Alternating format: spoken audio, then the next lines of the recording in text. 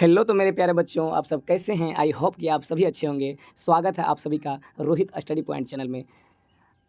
आइए तो बच्चों आज का सेशन शुरू करते हैं। आज का सेशन है 9th क्लास बायोलॉजी का चैप्टर नंबर 2 बच्चों। 9th क्लास के बायोलॉजी का चैप्टर नंबर 2 और चैप्टर का नाम है उत्तक। क्या नाम है बच्चों? उत्तक टिश्यू। हाँ, चैप्टर का नाम है उत्तक टिश्यू और इस चैप्टर को 2 भागों में बाँटा गया बच्चों, क्योंकि ये चैप्टर बहुत लंबा है, इसलिए इसको पार्ट 1 और पार्ट 2 में हमने कर दिया है। आपको पहले पार्ट 1 करवा देते हैं, उसके बाद पार्ट 2 करवा देंगे। आइए बच्चों आज का सेशन शुरू करते हैं। सेशन शुरू करने से पहले आप सभी बच्चे कॉपी और पेन के साथ बैठेंगे। जो भी प्रश्न में डाउट होगा साथ ही नोट करते हुए चलेंगे बच्चों। आइए आज का पहला प्रश्न है, सभी जीवों की रचना किससे मिलकर हुई है बच्चों? हाँ, सभी जीवों का रचना किससे मिलकर हुई है बच्चों? तो कोशिकाओं से मिलकर। सभी जीवों की रचना किससे मिलकर हुई है? कोशिकाओं से मिलकर हुई है बच्चों। नेक्स्ट प्रश्न देखते हैं बच्चों, प्रश्न नंबर 2 देखते हैं बच्चों। जीवन की संरचनात्मक और कार्यात्मक इकाई को क्या कहते हैं? जी हाँ, जीवन की संरचनात्मक और कार्यात्मक इकाई क्या कहते हैं बच्चों? तो कोशिका कहते हैं। हाँ, सभी जीवों का निर्माण किससे हुआ है बच्चों? कोशिकाओं से मिलकर हुआ है। प्रश्न नंबर 3 देखते हैं बच्चों। प्रश्न नंबर 3 में बोल रहा है आगे बच्चों, शरीर के सभी आंतरिक जैविक क्रियाएं इस प्रकार से है। हाँ बच्चों, शरीर के सभी जैविक आंतरिक क्रियाएं इस प्रकार से है। नंबर 1 में है पोषण, 2 में दिया है शोषण, फिर उत्सर्जन, जनन और वृद्धि बच्चों। हाँ, एक सजीव में ये सभी क्रियाएं होती है बच्चों। हाँ, पोषण होता है, शोषण होता है, उत्सर्जन होता है, जनन होता है और वृद्धि होता है। जी, शरीर के सभी आंतरिक जैविक क्रियाएं, जीवों का जो क्रिया है बच्चों, ये सभी जीवों में संपन्न होता है बच्चों। जी हाँ, नेक्स्ट बात करते हैं प्रश्न नंबर 4 बच्चों। प्रश्न नंबर 4 में दिया गया है, किस जीव में सभी जैविक क्रियाएं एक ही कोशिकाओं द्वारा की जाती है बच्चों? हाँ, किस जीव में सभी जैविक क्रियाएं एक ही कोशिका द्वारा की जाती है बच्चों? तो वो जीव है एक कोशिकीय जीव बच्चों। हाँ, वो क्या है? एक कोशिकीय जीव। तो एक कोशिकीय जीव के अंतर्गत क्या क्या आते हैं बच्चों? तो अमीबा आते हैं। क्या आते हैं बच्चों? अमीबा आते हैं, पैरामेशियम, अमीबा, पैरामेशियम, युगलीना, जीवाणु और आते हैं बच्चों क्लेमेडोमोनास। क्या आते हैं? क्लेमेडोमोनास। जी हाँ, एक कोशिकीय जीव के अंतर्गत कौन कौन से जीव आते हैं बच्चों? तो एक कोशिकीय जीव के अंतर्गत अमीबा आते हैं, पैरामेशियम आते हैं, युगलिना आते हैं, जीवाणु आते हैं और क्लेमेडोमोनास आते हैं बच्चों। देखते हैं नेक्स्ट प्रश्न बच्चों। प्रश्न नंबर देखते हैं बच्चों 5। पौधे के अधिकांश ऊतक किस अवस्था में पाया जाता है बच्चों? जी हाँ, पौधे के अधिकांश ऊतक बोल रहे हैं, पौधे के अधिकांश ऊतक किस अवस्था में पाया जाता है बच्चों? तो पौधे के अधिकांश ऊतक मृत अवस्था में पाया जाता है बच्चों। किस अवस्था में पाया जाता है? सॉरी, यहाँ टाइपिंग गलती हुआ है। मृत अवस्था में पाया जाता है बच्चों। हाँ, पौधे के अधिकांश ऊतक जो है ना बच्चों, मृत अवस्था में पाया जाता है। चलते हैं बच्चों नेक्स्ट प्रश्न, प्रश्न नंबर 6 में चलते हैं बच्चों। निम्न में से तो बच्चों, तो निम्न में से किस जगत के सभी प्राणी अस्थायी होते हैं? प्रश्न नंबर 6 में बोला जा रहा है बच्चों, निम्न में से किस जगत की सभी प्राणी अस्थायी होते हैं बच्चों? तो पादप जगत की बच्चों। पादप जगत की सभी प्राणी क्या होते हैं बच्चों? अस्थायी होते हैं। पादप जगत की सभी प्राणी क्या होते हैं बच्चों? अस्थायी होते हैं। जंतु जगत के प्राणी चलते हैं, दौड़ते हैं, गति करते हैं, लेकिन पादप जगत के प्राणी बच्चों ना ही चलते हैं ना ही दौड़ते हैं, एक ही जगह स्थिर रहते हैं, इसलिए बच्चों ये अस्थायी रहते हैं बच्चों। नेक्स्ट प्रश्न में बात करेंगे हम। प्रश्न नंबर देखते हैं बच्चों 7। प्रश्न नंबर 7 में बोला गया है, पौधे के विपरीत जंतु हमेशा क्या होते हैं? तो पौधे स्थिर रहते हैं और जंतु गतिशील होते हैं। जंतु क्या होते हैं बच्चों? गतिशील होते हैं। जंतु गति करता है, चलता है, फिरता है, दौड़ता है, भागता है। तो पौधे के विपरीत जंतु गतिशील होते हैं और पौधे क्या होते हैं बच्चों? स्थिर होते हैं। क्या होते हैं? स्थिर होते हैं बच्चों। हाँ, स्थिर या कह सकते हैं हम अस्थायी। क्या कहते हैं?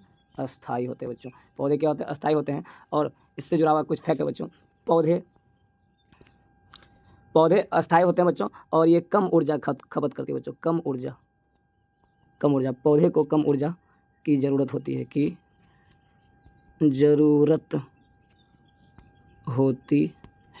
पौधे को कम ऊर्जा की ज़रूरत है बच्चों। पौधे को कम ऊर्जा की ज़रूरत होती है। नेक्स्ट प्रश्न बात करेंगे बच्चों। प्रश्न नंबर 8 है, किसमें एक निश्चित उम्र के बाद वृद्धि रुक जाती है बच्चों? जी हाँ, किसमें एक निश्चित उम्र के बाद वृद्धि रुक जाती है बच्चों? तो जंतुओं में एक निश्चित उम्र के बाद बच्चों वृद्धि रुक जाती है। नेक्स्ट प्रश्न बात करते हैं बच्चों। नेक्स्ट प्रश्न देखते हैं बच्चों। प्रश्न नंबर 9 में कहा जा रहा है, पादप उत्तक को कितने भागों में बांटा गया बच्चों? हाँ, पादप उत्तक को कितने भागों में बांटा गया? पादप उत्तक को 2 भागों में बांटा गया है, एक विभाज्य उत्तक और एक अस्थायी उत्तक। कौन सा उत्तक बच्चों? अस्थायी उत्तक। एक विभाज्य उत्तक और एक अस्थायी उत्तक में बांटा गया बच्चों। नेक्स्ट प्रश्न देखते हैं बच्चों। प्रश्न नंबर 10 में देखेंगे बच्चों, क्या बोला गया है? विभाज्य उत्तक का शाब्दिक अर्थ क्या होता है बच्चों? यानी विभाज्य उत्तक का शाब्दिक अर्थ क्या होता है? विभाजनशील उत्तक। हाँ, ऐसा उत्तक जो विभाजन करने में मदद करे। जी हाँ, तो उसे क्या कहते हैं? विभाजनशील उत्तक कहते हैं। तो विभाज्य उत्तक का शाब्दिक अर्थ होता है बच्चों विभाजनशील करना। हाँ, क्या करना बच्चों? विभाजनशील करना, बांटना, खंड और टुकड़ा करना बच्चों, विभाजनशील करना। चलिए देखते हैं बच्चों नेक्स्ट प्रश्न देखते हैं बच्चों। 11 नंबर प्रश्न, किस ऊतक की कोशिका निरंतर विभाजित होकर पौधे की लंबाई और मोटाई में वृद्धि करती है बच्चों? थोड़ा सा लंबा प्रश्न है लेकिन बहुत अच्छा प्रश्न बोल रहा है। तो बच्चों बोल रहा है किस ऊतक की कोशिकाएं निरंतर विभाजित होकर पौधे की लंबाई और मोटाई में वृद्धि करता है बच्चों? तो आंसर क्या है इसका? विभाज्य ऊतक। हाँ, क्या है आंसर बच्चों? तो विभाज्य ऊतक। क्या है बच्चों? विभाज्य ऊतक। हाँ, पौधे की लंबाई और मोटाई में वृद्धि हमेशा कौन सा ऊतक करता है बच्चों? विभाज्य ऊतक। जी हाँ। नेक्स्ट प्रश्न देखते हैं बच्चों। प्रश्न नंबर 12 कहा गया है। प्रश्न नंबर 12 में बोला जा रहा है विभाज्य ऊतक पौधे के किस भागों में पाया जाता है बच्चों? जी हाँ, विभाज्य ऊतक पौधे के किस भागों में पाया जाता है बच्चों? तो वर्धी भागों में। पौधे के सबसे टॉप लेवल ऊपर में पाया जाता है बच्चों। हाँ, वर्धी भागों में पाया जाता है। पौधे के वर्धी भागों में पाया जाता है बच्चों विभाज्य ऊतक। नेक्स्ट प्रश्न चलते हैं बच्चों। प्रश्न नंबर 13 विभाज्य ऊतक की विशेषता क्या है? तो बच्चों जानते हैं विभाज्य ऊतक की विशेषता के बारे में। तो विभाज्य ऊतक की विशेषता है बच्चों कि इस ऊतक की कोशिकाएं गोलाकार होती है। क्या होती है बच्चों? गोलाकार होती हैं। विभाज्य ऊतक की कोशिका कैसी होती है बच्चों? गोलाकार होता है, बहुभुजाकार होता है। गोलाकार, बहुभुजाकार, मतलब कि इस कोशिका का आकार गोलाकार और बहुभुजाकार होता है बच्चों। हाँ, और दूसरा फैक्ट बोल रहा है बच्चों इस कोशिकाओं के बीच में अंतर कोशिकीय स्थान नहीं पाया जाता है। मतलब ये पूरा कण सटा सटा रहता है बच्चों, है ना। इस कोशिकाओं के बीच में अंतर कोशिकीय स्थान नहीं पाया जाता बच्चों। हाँ, विभाज्य ऊतक कोशिकाओं के बीच में अंतर कोशिकीय स्थान नहीं पाया जाता है। नेक्स्ट प्रश्न। तो नेक्स्ट प्रश्न देखें बच्चों। प्रश्न नंबर 14 विभाज्य ऊतक को कितने भागों में बांटा गया है? तो विभाज्य ऊतक को 2 भागों में बांटा गया बच्चों। कितने भागों में बांटा गया है? 2 भागों में बांटा गया। कौन कौन? एक उत्पत्ति के आधार पर बांटा गया और एक स्थिति के आधार पर बांटा गया है। उत्पत्ति के आधार पर और स्थिति के आधार पर विभाज्य ऊतक को कितने भागों में बांटा गया बच्चों? 2 भागों में, उत्पत्ति के आधार पर और स्थिति के आधार पर। नेक्स्ट प्रश्न बात करेंगे बच्चों। प्रश्न नंबर 15 उत्पत्ति के आधार पर विभाज्य ऊतक को कितने भागों में बांटा गया बच्चों? हाँ, उत्पत्ति के आधार पर विभाज्य ऊतक को फिर कितने भागों में बांटा गया बच्चों? 2 भागों में, एक प्राथमिक विभाज्य ऊतक और एक द्वितीयक विभाज्य ऊतक। तो उत्पत्ति के आधार पर विभाज्य ऊतक कितने भागों में बांटा गया बच्चों? प्राथमिक विभाज्य ऊतक और द्वितीयक विभाज्य ऊतक 2 भागों में बांटा गया बच्चों। नेक्स्ट प्रश्न बात करेंगे बच्चों। प्रश्न नंबर 16 प्राथमिक विभाज्य ऊतक पौधे के किस अवस्था में कार्य करता है बच्चों? जी, प्राथमिक विभाज्य ऊतक पौधे के किस अवस्था में कार्य करता है बच्चों? तो ये भ्रूण अवस्था में। किस अवस्था में बच्चों? भ्रूण अवस्था। हाँ, जब जब किसी बीज से कली निकलता है बच्चों तो उस अवस्था में प्राथमिक विभाज्य ऊतक अपना कार्य करता है बच्चों। नेक्स्ट प्रश्न बात करेंगे बच्चों। प्रश्न नंबर 17 है पौधे में अस्थायी ऊतक को विभाजन से किस ऊतक का निर्माण किया जाता है बच्चों? हाँ, पौधे में अस्थायी ऊतक के विभाजन से किस ऊतक का निर्माण होता है बच्चों? तो अस्थायी ऊतक के विभाजन से बच्चों द्वितीयक विभाज्य ऊतक का निर्माण होता है। अस्थायी ऊतक के विभाजन से द्वितीयक विभाज्य ऊतक का निर्माण होता है बच्चों। आइए बच्चों नेक्स्ट प्रश्न देखते हैं। प्रश्न नंबर 18 विभाज्य ऊतक को स्थिति के आधार पर कितने भागों में बांटा गया है? हाँ, विभाज्य ऊतक को स्थिति के आधार पर 3 भागों में बांटा गया है। एक शीर्ष विभाज्य ऊतक और एक पार्श्व विभाज्य ऊतक और एक अंतर्वेशी विभाज्य ऊतक। जी हाँ, शीर्ष विभाज्य ऊतक पौधे के वर्धी भागों में पाया जाता है बच्चों। हाँ, पौधे के वर्धी भागों में पाया जाता है और ये पत्ती की लंबाई, पौधे की लंबाई, सॉरी, ये पौधे की लंबाई को बढ़ाने में क्या करता है बच्चों? मदद करता है। पौधे की लंबाई बढ़ाने में मदद करता है। पार्श्व विभाज्य ऊतक बच्चों ये जो है परिधि, पौधे के परिधि को बढ़ाता है। पौधे के परिधि को बढ़ाता है, यानी कि मोटा पौधे की तना को मोटा करने में बच्चों मदद करता है। और अंतर्वेशी का कार्य होता है बच्चों, अंतर्वेशी का कार्य होता है, अंतर्वेश क्या कार्य होता है? पौधे में टहनियाँ निकलना। क्या काम होता है बच्चों? पौधे में टहनियाँ निकलना। पौधे में क्या होता है बच्चों? टहनियाँ का निकालना होता है बच्चों। हाँ, पौधे में टहनियाँ का निकालना किसका काम होता है बच्चों? अंतर्वेशी विभाज्य ऊतक का काम होता है। किसका काम होता है बच्चों? अंतर्वेशी विभाज्य ऊतक का काम होता है। हाँ, पौधे में टहनियाँ निकलना अंतर्वेशी विभाज्य ऊतक का काम होता है बच्चों। हाँ, और ये पौधे के पत्तों के वृंतों पर पाया जाता है बच्चों। पौधे के पत्तों के वृंतों पर पाया जाता है बच्चों। हाँ, अंतर्वेशी विभाज्य ऊतक का काम क्या होता है बच्चों? शाखा निकालना, डाली निकालना। नेक्स्ट प्रश्न बात करेंगे बच्चों। प्रश्न नंबर 19 है कौन सा ऊतक तने के सिर्फ भाग में जल के अग्रभाग में पाया जाता है बच्चों? बोल रहा है कौन सा ऊतक तने के शीर्ष भाग, सॉरी कौन सा ऊतक तने के शीर्ष भागों में पाया जाता है बच्चों? प्रश्न ये बोल रहा है शीर्ष। कौन सा ऊतक तने के शीर्ष भागों में पाया जाता है बच्चों? शीर्ष भागों में पाया जाता है। कौन सा ऊतक तने के शीर्ष भागों में पाया जाता है? शीर्ष भागों में। हाँ, कौन सा ऊतक तने के शीर्ष भागों में पाया जाता है बच्चों? तो ये ऊतक आपका क्या हो जाएगा बच्चों? कौन सा ऊतक तने के शीर्ष भागों में पाया जाता है बच्चों? तो शीर्ष विभाज्य ऊतक बच्चों। जी, पौधे के शीर्ष भागों में कौन सा ऊतक पाया जाता है बच्चों? तो शीर्ष विभाज्य ऊतक। नेक्स्ट प्रश्न बात करेंगे बच्चों। प्रश्न नंबर 20 कौन सा ऊतक पौधे की भ्रूण अवस्था में पाया जाता है बच्चों?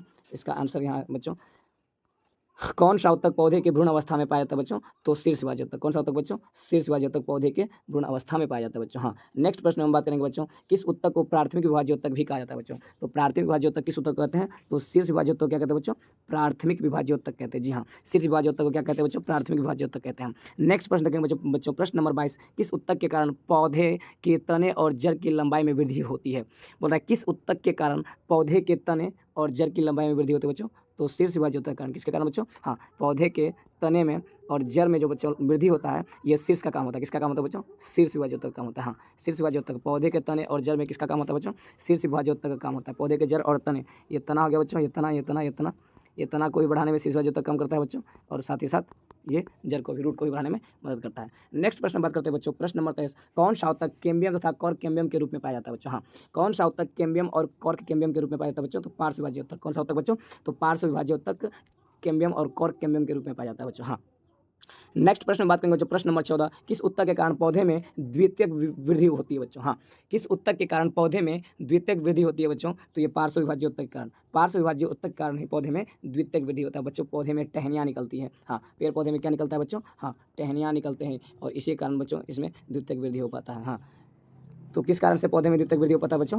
तो पार्श्व विभाज्य उत्तक के कारण बच्चों। हाँ, पार्श्व विभाज्य उत्तक। नेक्स्ट प्रश्न बात करेंगे बच्चों, किस उत्तक को द्वितीयक उत्तक भी कहा जाता है बच्चों? तो पार्श्व विभाज्य उत्तक को द्वितीयक उत्तक भी कहते हैं बच्चों। पार्श्व विभाज्य उत्तक क्या कहते हैं? द्वितीयक विभाज्य उत्तक भी कहते हैं। नेक्स्ट प्रश्न बात करेंगे बच्चों, प्रश्न नंबर 26, पार्श्व विभाज्य उत्तक खिसकने से प्रति एक वर्ष में सम्मोहन उत्तक में नया रिंग बनता है बच्चों। उस रिंग को क्या कहते हैं बच्चों? वार्षिक वलय। हाँ, एक वर्षों में, हर एक वर्ष में एक नया नया रिंग बनता है बच्चों, और उस रिंग को हम क्या कहते हैं? वार्षिक वलय कहते हैं बच्चों। नेक्स्ट प्रश्न बात करेंगे बच्चों, प्रश्न नंबर 27, किसी भी पौधे की आयु का पता कैसे लगाते हैं? जी हाँ, बहुत ही अच्छा प्रश्न है बच्चों, VVI प्रश्न है, VVI प्रश्न है। किसी भी पौधे की आयु का पता कैसे लगाते हैं बच्चों? तो उसके वार्षिक वलय को गिनकर। किसको गिनकर बच्चों? वार्षिक वलय को गिनकर। उसके वार्षिक वलय को गिनकर हम उसके पौधे के आयु को ज्ञात कर पाते हैं बच्चों। नेक्स्ट प्रश्न में बात करेंगे बच्चों, प्रश्न नंबर 28, प्रश्न नंबर 28 में दिया गया बच्चों, अंतर्वेश विभाज्य उत्तक पौधे के किस भाग में पाया जाता है बच्चों? हाँ, अंतर्वेश विभाज्य उत्तक पौधे के किस भाग में पाया जाता है बच्चों? तो अंतर्वेश विभाज्य उत्तक पौधे के पत्ती के वृंत तथा पर्वों पर पाया जाता है बच्चों। हाँ, पत्ती के वृंत और कहाँ पाया जाता है बच्चों? पर्वों पर पाया जाता है। अंतर्वेश विभाज्य उत्तक पौधे के किस भाग में पाया जाता है? पौधे के पत्ती के वृंतों पर पाया जाता है बच्चों। हाँ, नेक्स्ट प्रश्न में बात करते हैं बच्चों, प्रश्न नंबर 29, किस उत्तक के विभाजन से पौधे में शाखा या डाली निकलती है? बहुत ही अच्छा प्रश्न बच्चों। किस उत्तक के कारण, किस उत्तक के कारण या किस उत्तक के विभाजन से पौधे में शाखा या डाली क्या निकलता है बच्चों? शाखा या डाली। शाखा या डाली किस उत्तक के विभाजन से निकलता है बच्चों? तो इसका आंसर हो जाएगा अंतर्वेशी विभाज्य उत्तक। क्या जाएगा बच्चों? अंतर्वेशी विभाज्य उत्तक के कारण पौधे में शाखा या डाली निकल पाती है बच्चों। नेक्स्ट प्रश्न देखेंगे जो प्रश्न, तो कितने भागों में बांटा गया बच्चों? उत्पत्ति और विकास के आधार पर उत्तक को कितने भागों में बांटा गया है? तो 2 भागों में बांटा गया बच्चों, एक प्राथमिक अस्थायी उत्तक और एक द्वितीयक अस्थायी उत्तक। प्राथमिक अस्थायी उत्तक और द्वितीयक अस्थायी उत्तक। नेक्स्ट प्रश्न में बात करेंगे बच्चों, प्रश्न नंबर 31 है, अस्थायी उत्तक कितने प्रकार के होते हैं? चलिए, हाँ, वो उत्पत्ति और विकास के आधार पर था, और ये अस्थायी उत्तक को कितने प्रकार में बांटा गया? अस्थायी उत्तक कितने भागों में बांटा गया बच्चों? तो ये 3 भागों में। हाँ, ये बहुत ज़्यादा इंपॉर्टेंट बच्चों। अस्थायी उत्तक कितने भागों में बांटा गया बच्चों? 3 भागों में बांटा गया, 3 भागों में, 3 भागों में बांटा गया बच्चों। एक हो गया सरल अस्थायी उत्तक, एक हो गया जटिल अस्थायी उत्तक। उत्तक को 3 भागों में बांटा गया है, सरल अस्थायी उत्तक, जटिल अस्थायी उत्तक, और एक यहाँ है बच्चों विशिष्ट अस्थायी उत्तक। कौन सा उत्तक है बच्चों? विशिष्ट अस्थायी उत्तक। हाँ, आइए नेक्स्ट प्रश्न बात करते हैं बच्चों, प्रश्न नंबर 32 में बोल रहा है, सरल अस्थायी उत्तक को फिर कितने भागों में बांटा गया बच्चों? सरल अस्थायी उत्तक को कितने भागों में बांटा गया है? तो 3 भागों में बांटा गया बच्चों। कितने भागों में बांटा गया बच्चों? सरल अस्थायी उत्तक को 3 भागों में बांटा गया है। तो पहला भाग का नाम है मृदु उत्तक, जिसको इंग्लिश में कहते हैं पेरेन्काइमा। दूसरा का नाम है बच्चों स्थूल कोण उत्तक, इंग्लिश में कहते हैं कोलेनकाइमा। और तीसरा का नाम बच्चों दृढ़ उत्तक, जिसको इंग्लिश में कहते हैं स्क्लेरेनकाइमा। हाँ बच्चों, दोनों नाम आपको याद रहना चाहिए, हिंदी और इंग्लिश, क्योंकि ये ज़्यादातर इंग्लिश से पूछा जाता है बच्चों। तो सरल अस्थायी उत्तक को कितने भागों में बांटा गया जाता है बच्चों? ये बहुत ही VVI प्रश्न है, बहुत अच्छा प्रश्न है बच्चों, इसको अच्छे से याद कर लीजिएगा। सरल अस्थायी उत्तक को कितने भागों में बांटा गया है? तो 3 भागों में बांटा गया है। कौन कौन? सबसे पहला है मृदु उत्तक, जिसको इंग्लिश में कहते हैं पेरेन्काइमा। दूसरा नंबर में स्थूल कोण उत्तक, जिसको कहते हैं कोलेनकाइमा। तीसरा है दृढ़ उत्तक, जिसको कहते हैं स्क्लेरेनकाइमा। सबका अभी बहुत सारा कार्य है बच्चों, आगे जानेंगे बच्चों। हाँ, आते हैं बच्चों प्रश्न नंबर 23, देखते हैं, पादप की कोशिका भित्ति किसकी बनी होती है? बहुत ही अच्छा प्रश्न बच्चों। तो पादप की कोशिका भित्ति किसकी बनी होती है? सेलुलोज की बनी होती है बच्चों। किसकी बनी होती है? सेलुलोज की बनी होती है। हाँ, पादप की कोशिका भित्ति किसकी बनी होती है? सेलुलोज की बनी होती है। प्रश्न नंबर 34 देखेंगे बच्चों, कवक की कोशिका भित्ति किसकी बनी होती है? तो कवक की कोशिका भित्ति काइटिन की बनी होती है। किसकी बनी होती है बच्चों? काइटिन की बनी होती है बच्चों। हाँ, नेक्स्ट प्रश्न बात करेंगे बच्चों, प्रश्न नंबर 35, मृदु उत्तक की विशेषताएं। मृदु उत्तक की विशेषताएं क्या है बच्चों? आइए जानते हैं। मृदु उत्तक, जिसको इंग्लिश में कहते हैं हम पेरेन्काइमा। क्या कहते हैं बच्चों? पेरेन्काइमा। इस उत्तक की कोशिकाएं गोलाकार होती है। सबसे पहले जानेंगे कि मृदु उत्तक की कोशिकाएं कैसी होती है बच्चों? गोलाकार होती है। जी हाँ, कैसी होती है? गोलाकार होती है। फिर अंडाकार होती है। कैसी होती है बच्चों? अंडाकार होती है। हाँ, गोलाकार होती है, अंडाकार होती है, और अनियमित आकार का, और भी एक्सेट्रा होता है बच्चों। हाँ, अनियमित आकार की होती है। उसके बाद भोजन संग्रह करने का कार्य करता है बच्चों। ये उत्तक क्या करता है? भोजन संग्रह करने का कार्य करता है। भोजन को क्या करता है बच्चों? जमा करता है। हाँ, संग्रह करता है। भोजन जमा करता है बच्चों। क्या करता है? भोजन को जमा करता है, संग्रह करता है। कौन सा उत्तक? मृदु उत्तक, जिसको कहते हैं हम पेरेन्काइमा। क्या कहते हैं बच्चों? पेरेन्काइमा। आइए, पेरेन्काइमा को और किस नाम से जानते हैं? बहुत ही अच्छा प्रश्न बच्चों। प्रश्न नंबर 36 देखेंगे, पेरेन्काइमा को और किस नाम से जानते हैं बच्चों? तो पेरेन्काइमा को हम क्लोरेन्काइमा के नाम से भी जानते हैं और हेरेन्काइमा के नाम से भी जानते हैं। तो जानते हैं बच्चों। नेक्स्ट प्रश्न चलते हैं बच्चों, प्रश्न नंबर 38, किस उत्तक की कोशिकाएं जीवित होती है बच्चों? हाँ, किस उत्तक की कोशिकाएं जीवित होती है बच्चों? तो पेरेन्काइमा या फिर कोलेनकाइमा। जी, पेरेन्काइमा या कोलेनकाइमा उत्तक की कोशिका क्या होती है बच्चों? जीवित होती है। तो मृत किसकी होती है बच्चों? मृत किसकी होती है? तो स्क्लेरेन्काइमा यानी दृढ़ उत्तक। क्या बच्चों? दृढ़ उत्तक, स्क्लेरेन। दृढ़ उत्तक, कौन सा उत्तक बच्चों? दृढ़ उत्तक। दृढ़ उत्तक की कोशिका क्या होता है बच्चों? मृत होती है। नेक्स्ट प्रश्न में चलेंगे बच्चों, प्रश्न नंबर 39, कौन सा उत्तक पौधे में लचीलापन और मजबूती प्रदान करता है बच्चों? हाँ, कौन से उत्तक पौधे में लचीलापन और मजबूती प्रदान करता है? तो स्थूलकोण उत्तक, जिसको इंग्लिश में क्या कहते हैं बच्चों? पेरेन्काइमा। हाँ, पेरेन्काइमा स्थूलकोण उत्तक। कितनों भी आंधी तूफान के बाद पेड़ जब झुकता है बच्चों, आंधी तूफान में जब पेड़ पौधा झुकता है तो वो झुकता है लेकिन टूटता नहीं है, तो उसे टूटने से बचाता है कौन सा उत्तक बच्चों? तो स्थूलकोण उत्तक। कौन सा उत्तक बच्चों? स्थूलकोण उत्तक, जी हाँ, सॉरी, कोलेनकाइमा। स्थूलकोण उत्तक कोलेनकाइमा।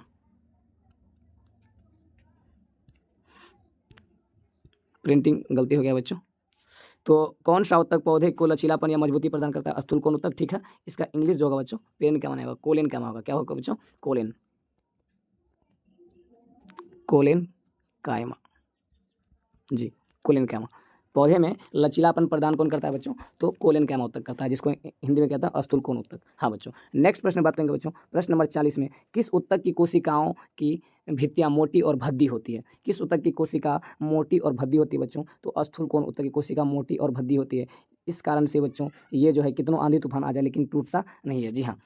तो पौधे में लचीलापन प्रदान कौन करता है बच्चों? स्थूलकोण उत्तक। कौन करता है बच्चों? स्थूलकोण उत्तक करता है। हाँ, स्थूलकोण उत्तक पौधे में लचीलापन प्रदान करता है बच्चों। नेक्स्ट प्रश्न में बात करेंगे बच्चों, प्रश्न नंबर 41, बहुत सारे पौधे आंधी बोल रहा है, बहुत से पौधे आंधी में झुकने के बाद भी नहीं टूटते हैं, किस उत्तक के कारण बच्चों? हाँ, ये प्रश्न यहाँ दिया है बच्चों कि बहुत से पौधे आंधी में झुकने के बाद भी नहीं टूटते हैं, ये किस उत्तक के कारण बच्चों? तो स्थूलकोण उत्तक। हाँ, कौन सा उत्तक बच्चों? स्थूलकोण उत्तक, जिसको इंग्लिश में क्या कहते हैं बच्चों? कोलेनकाइमा। कोलेनकाइमा, हाँ, कोलेनकाइमा। कोलेनकाइमा के कारण बच्चों पौधे में लचीलापन प्रदान होता है। आइए बच्चों, प्रश्न नंबर 42 देखते हैं बच्चों, दृढ़ उत्तक का अन्य नाम क्या है बच्चों? हाँ, दृढ़ उत्तक का अन्य नाम क्या है बच्चों? तो दृढ़ उत्तक का अन्य नाम है बच्चों रक्षी उत्तक। बहुत ही अच्छा प्रश्न है बच्चों। हाँ, इसको इंग्लिश में कहते हैं स्क्लेरेनकाइमा। क्या कहते हैं बच्चों? स्क्लेरेन, स्क्लेरेनकाइमा।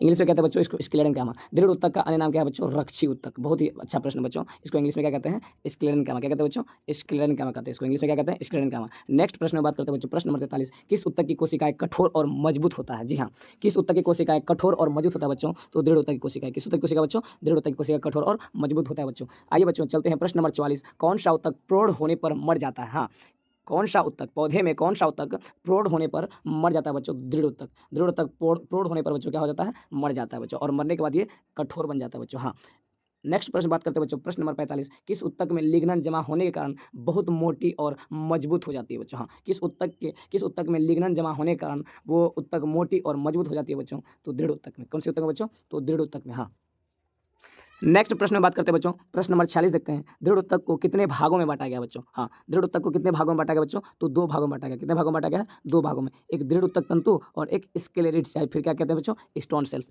स्क्लेरिड्स बोलिए या फिर स्टोन सेल्स, जी हाँ। दृढ़ उत्तक कितने भागों में? 2 भागों में। नेक्स्ट प्रश्न में बात करते हैं बच्चों, प्रश्न नंबर 47 देखते हैं। हाँ, प्रश्न नंबर 47 में क्या बोला गया है? पौधे में यांत्रिक शक्ति प्रदान के साथ तने को टूटने से कौन बचाता है? पौधे को यांत्रिक शक्ति तो प्रदान करबे करता है, लेकिन पौधे के तने को टूटने से कौन बचाता है बच्चों? तो ये बचाता है दृढ़ उत्तक तंतु। कौन सा उत्तक तंतु बच्चों? दृढ़ उत्तक तंतु पौधे के तने को टूटने से बचाता है बच्चों। हाँ, पौधे में मजबूती प्रदान करता है बच्चों, जी हाँ। नेक्स्ट प्रश्न में बात करेंगे बच्चों, प्रश्न नंबर 48, मूंगफली और बादाम के छिलके में क्या बोला जा रहा है बच्चों? मूंगफली और बादाम के छिलके। मूंगफली और बादाम के छिलके को कौन कठोरता प्रदान करता है? तो ये स्क्लेरेट्स बच्चों। हाँ, स्क्लेरेट्स, ये जो है ना बच्चों, स्क्लेरेट्स मूंगफली और बादाम के छिलके के ऊपर में जो रहता है वो बच्चों उनकी रक्षा करता है। हाँ, ये बहुत ही मजबूत होता है बच्चों, कठोर होता है स्क्लेरेट्स। और ये किसका भाग है बच्चों? तो ये भाग है दृढ़ उत्तक का बच्चों। हाँ, दृढ़ उत्तक को 2 भागों में बांटा गया था बच्चों, एक पहला भाग था दृढ़ उत्तक तंतु और दूसरा भाग था स्क्लेरेट्स। आइए बच्चों नेक्स्ट प्रश्न देखते हैं। नेक्स्ट प्रश्न में बात करते हैं बच्चों, प्रश्न नंबर 49 बच्चों, बोतल के ढक्कन बनाने में किस कोशिका का प्रयोग किया जाता है बच्चों? हाँ, हमारे जो घरों में बोतल होता है बच्चों, उस बोतल का ढक्कन को देखते होंगे, वो ढक्कन किस कोशिका से बनाया जाता है बच्चों? तो कॉर्क कोशिका से। कौन सी कोशिका बच्चों? हाँ, कॉर्क कोशिका से बच्चों बोतल का ढक्कन बनाया जाता है बच्चों। नेक्स्ट प्रश्न में बात करेंगे बच्चों, प्रश्न नंबर 50, पौधे के पत्तियों में छोटे छोटे छिद्र पाए जाते हैं। पौधे के पत्तियों में छोटे छोटे छिद्र पाए जाते हैं बच्चों। पौधे के पत्तियों में बच्चों, हाँ, पौधे के पत्तियों में छोटे छोटे छिद्र पाए जाते हैं बच्चों। पौधे के पत्तियों में छोटे छोटे छिद्र पाए जाते हैं बच्चों। हाँ, छोटे छोटे क्या पाए जाते हैं बच्चों? छिद्र पाए जाते हैं। हाँ, छोटे छोटे छिद्र पाए जाते हैं बच्चों। इस छिद्र को हम क्या कहते हैं बच्चों? स्टोमाटा कहते हैं। क्या कहते हैं? स्टोमाटा कहते हैं। हाँ, पौधे के पत्तियों में छोटे छोटे छिद्र पाए जाते हैं, उस छोटे छोटे छिद्र को क्या कहते हैं बच्चों? तो स्टोमाटा कहते हैं, या फिर हिंदी में क्या कहते हैं इसको? रंध्र कहते हैं। क्या कहते हैं बच्चों? रंध्र कहते हैं। नेक्स्ट प्रश्न में चलते हैं बच्चों, प्रश्न नंबर 51, पौधे में गैसों का आदान प्रदान। हाँ बच्चों, ये बहुत ही अच्छा प्रश्न है बच्चों। पौधे में गैसों का आदान प्रदान किसके माध्यम से पूरा होता है बच्चों? तो ये होता है बच्चों रंध्र के माध्यम से पूरा। हाँ, रंध्र के माध्यम से, उस छिद्र के माध्यम से पौधों में गैसों का आदान प्रदान पूरा हो पाता है। और क्रिया पूछेगा तो विसरण के द्वारा। किसके द्वारा बच्चों? विसरण। हाँ, विसरण के द्वारा संपन्न होता है बच्चों। पौधे में गैसों का आदान प्रदान किसके द्वारा संपन्न होता है? विसरण के द्वारा। हाँ, दिया है नेक्स्ट प्रश्न नंबर 52 दिया है बच्चों, पौधे में गैसों का आदान प्रदान किस विधि द्वारा संपन्न हो पाता है बच्चों? तो विसरण विधि द्वारा। किस विधि द्वारा बच्चों? विसरण विधि द्वारा। और इसी का इफेक्ट बच्चों, पौधे में जलों का आवागमन। हाँ बच्चों, पौधे में जलों का आवागमन, पौधे में जलों का आवागमन की क्रिया को क्या कहते हैं? तो परासरण कहते हैं। परासरण क्या कहते हैं बच्चों? परासरण। पौधे में जलों का आवागमन की क्रिया क्या कहते हैं बच्चों? परासरण कहते हैं। हाँ, क्या कहते हैं बच्चों? परासरण कहते हैं। नेक्स्ट प्रश्न में बात करते हैं बच्चों, नेक्स्ट प्रश्न को देखते हैं बच्चों, प्रश्न नंबर 53, मरुस्थलीय पौधे में एपिडर्मिस के ऊपर एक मोटी मोम की परत होती है बच्चों। बोल रहा है मरुस्थलीय पौधे, मरुस्थल किसे कहते हैं बच्चों? मरुभूमि। हाँ, जहाँ पे बालू ही बालू पाया जाता हो बच्चों, उसे कहते हैं मरुभूमि। तो मरुस्थलीय पौधे, तो बच्चों जो बालू वाली भूमि में जो पौधे होते हैं बच्चों, उस पर एपिडर्मिस के ऊपर में एक मोटी मोम की परत जम जाती है बच्चों, उसे क्या कहते हैं बच्चों? क्यूटिन कहते हैं। क्या कहते हैं बच्चों? क्यूटिन कहते हैं। हाँ, ये मरुस्थलीय पौधे ज़्यादातर कहाँ उगता है बच्चों? राजस्थान में। राजस्थान में, हाँ, राजस्थान में मरुभूमि बहुत अधिक मात्रा में बच्चों राजस्थान में। और वहीं पे ये एपिडर्मिस के पौधे के ऊपर में मोम की क्यूटिन की परत चढ़ जाती है बच्चों, उससे हम कहते हैं क्यूटिन। हाँ, नेक्स्ट प्रश्न में बात करते हैं बच्चों, प्रश्न नंबर दिया है 54, जटिल अस्थायी उत्तक को कितने भागों में बांटा गया बच्चों? हाँ, जटिल अस्थायी उत्तक को 2 भागों में बांटा गया है, एक जाइलम और एक फ्लोएम। जाइलम और फ्लोएम बच्चों। हाँ, जटिल अस्थायी उत्तक कितने भागों में बांटा गया बच्चों? तो 2 भागों में बांटा गया। जटिल अस्थायी उत्तक कितने भागों में बांटा गया बच्चों? 2 भागों में, जाइलम उत्तक और फ्लोएम उत्तक बच्चों। हाँ, इसको भी फिर जाइलम को 4 भागों में बांटा गया है और फ्लोएम को भी 4 भागों में बांटा गया है। एक प्रश्न है बच्चों कि जाइलम उत्तक और फ्लोएम उत्तक दोनों उत्तक मिलने के बाद कौन सा उत्तक निर्माण होता है बच्चों? तो संवहन। कौन सा उत्तक का निर्माण होता है बच्चों? तो संवहन उत्तक का निर्माण होता है। हाँ, जाइलम और फ्लोएम उत्तक के मिलने के बाद कौन सा उत्तक का निर्माण होता है बच्चों? संवहन उत्तक का निर्माण होता है बच्चों। हाँ, ये प्रश्न बहुत ही इंपॉर्टेंट है बच्चों। नेक्स्ट देखते हैं बच्चों, प्रश्न नंबर 55, पौधे में नीचे से ऊपर की ओर जल का संवहन कौन कराता है? पौधे में, चलिए हम एक पौधा बना लेते हैं बच्चों। हाँ, पौधे में जो जल होता है बच्चों, पौधे में जो जल का आवागमन जो होता है बच्चों नीचे से ऊपर की ओर, हाँ, नीचे से ऊपर की ओर जो होता है बच्चों, ये किसके माध्यम से हो पाता है बच्चों? तो जाइलम के माध्यम से। किसके माध्यम से? जाइलम के माध्यम से। हाँ, जाइलम। पौधे में नीचे से ऊपर की ओर जल का ले जाने का कार्य, जल को ले जाने का कार्य, जल को संवहन कराने का कार्य कौन उत्तक करता है बच्चों? तो जाइलम उत्तक करता है। बहुत ही वीवीआई प्रश्न बच्चों। नेक्स्ट प्रश्न में बात करेंगे बच्चों, प्रश्न नंबर 56 है, जाइलम प्लस फ्लोएम मिलने के बाद कौन सा उत्तक का निर्माण होता है बच्चों? तो संवहन उत्तक का निर्माण होता है। हाँ, जाइलम और फ्लोएम के मिलने के बाद कौन सा उत्तक का निर्माण होता है बच्चों? संवहन उत्तक का निर्माण होता है। नेक्स्ट प्रश्न है बच्चों, प्रश्न नंबर 57, जाइलम उत्तक को कितने भागों में बांटा गया बच्चों? जाइलम उत्तक को कितने भागों में बांटा गया? तो जाइलम उत्तक को 4 भागों में बांटा गया बच्चों। कितने भागों में बांटा गया? भागों में। जाइलम उत्तक कितने भागों में बांटा गया बच्चों? 4 भागों में। पहला भाग को कहते हैं बच्चों ट्रेकिट्स। जाइलम उत्तक के पहले भाग का नाम क्या है बच्चों? ट्रेकिट्स है। इसके दूसरे भाग का नाम है जाइलम नलिकाएं। जाइलम नलिकाएं। तीसरा भाग को कहते हैं बच्चों जाइलम तंतु। क्या कहते हैं? जाइलम तंतु कहते हैं। और इसके चौथे भाग को कहते हैं बच्चों हम जाइलम मृदुतक। क्या कहते हैं? जाइलम मृदुतक कहते हैं, या इसको भी अन्य नाम कहते हैं बच्चों जाइलम पेरेन्काइमा। क्या कहते हैं बच्चों? Xylem parenchyma. तो बच्चों जाइलम उत्तक को कितने भागों में बांटा गया बच्चों? तो 4 भागों में बांटा गया है। पहला भाग को कहते हैं ट्रेकिट्स, दूसरे भाग को कहते हैं जाइलम नलिकाएं, तीसरे भाग को कहते हैं बच्चों जाइलम तंतु, और चौथे भाग को कहते हैं जाइलम मृदुतक। नेक्स्ट प्रश्न में बात करते हैं बच्चों, प्रश्न नंबर देखते हैं बच्चों, प्रश्न नंबर देखते हैं 58, फ्लोएम उत्तक को कितने भागों में बांटा गया बच्चों? तो फ्लोएम उत्तक को भी कितने भागों में बांटा गया है? 4 भागों में बांटा गया बच्चों। कितने भागों में बांटा गया है? 4 भागों में। आइए बच्चों इसका चारों भाग का नाम जानते हैं बच्चों। फ्लोएम उत्तक को भी कितने भागों में बांटा गया बच्चों? 4 भागों में बांटा गया है। सबसे पहला भाग को हम कहते हैं बच्चों चालनी नलिका। क्या कहते हैं बच्चों? चालनी नलिका। हाँ, इसके दूसरे भाग को कहते हैं बच्चों सखी कोशिका। क्या कहते हैं? सखी कोशिका। हाँ, इसके दूसरे भाग को क्या कहते हैं बच्चों? सखी कोशिका। इसके तीसरे भाग को कहते हैं बच्चों फ्लोएम मृदुतक। क्या कहते हैं? फ्लोएम मृदुतक। और इसके चौथे भाग को कहते हैं बच्चों फ्लोएम तंतु।